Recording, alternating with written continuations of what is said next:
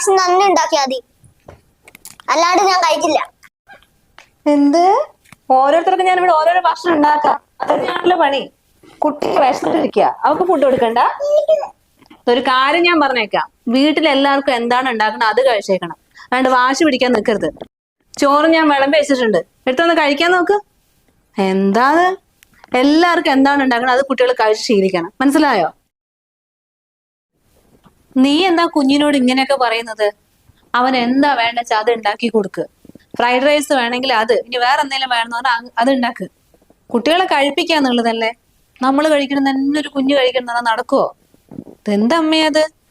അമ്മേ, കുട്ടികൾ അങ്ങനെ പലതും പറയും, നമ്മൾ അതിനൊക്കെ തുള്ളിക്കൊടുത്താലേ നമുക്ക് അതിന് മാത്രമേ സമയം ഉണ്ടാവും. മോന്റെ ഭക്ഷണക്കാരെ ഞാൻ നോക്കിക്കോളാം. ഹേവു, ഫുഡ് എടുത്ത് കഴിക്ക്, അതൊക്കെ മടക്കി വയ്ക്ക്. കൈ കഴുകണേ, കഴിക്കും. ചോറ് വിളമ്പി വെച്ചിട്ടുണ്ട് കേട്ടോ. എന്താ കഥ?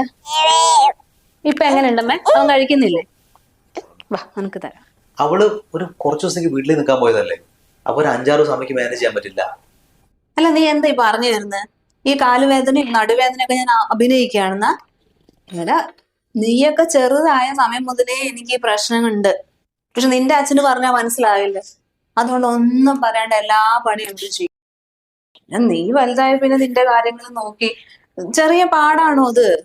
എത്ര പാടി നീ ഇതുപോലെ ഒന്ന് ചെയ്ത് നോക്കാം, അപ്പൊ നിനക്ക് മനസ്സിലാവും. ഞാൻ പുറത്തുനിന്ന് കഴിച്ചോളാം, അമ്മ ഉണ്ടാക്കണ്ടേ. എന്താ മക്കള്, ഇവനോടൊക്കെയാണ് ഞാൻ എന്റെ വൈയായികന്റെ കാര്യം പറയുന്നത്. നല്ല ആവശ്യമുണ്ട് എനിക്ക്.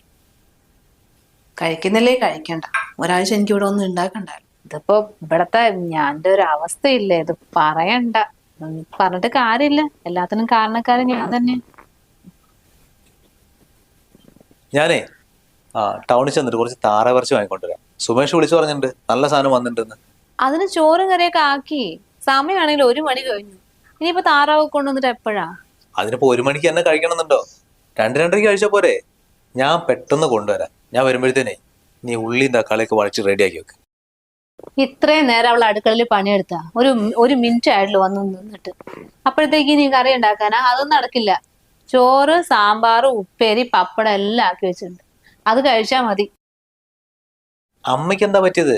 ഉണ്ടാക്കി കൊടുക്കുന്ന പറയുന്ന ആളിപ്പോ അല്ല, ഇവളല്ല ഉണ്ടാക്കുന്നത്, അല്ലാണ്ട് അമ്മയല്ലല്ലോ. പിന്നെ അമ്മയ്ക്ക് എന്താ കുഴപ്പം? അവൾ ഉണ്ടാക്കണ്ടെന്ന് തന്നെയാ ഞാൻ പറഞ്ഞത്.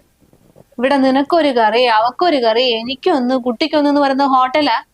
എടാ, ഒരു ഭക്ഷണം ഉണ്ടാക്കിയിട്ട് എല്ലാവരും കൂടി അങ്ങ് കഴിക്കണം. അല്ലെ പിന്നെ നീ രാവിലെ നേരത്തെ കൊണ്ടുവരണമായിരുന്നു. 24 മണിക്കൂർ അടുക്കളയിൽ കയറിയിട്ട് ഞങ്ങൾക്ക് പണിയെടുക്കാൻ പറ്റുമോ? അയ്യാണ്ട് കിടപ്പിലായി.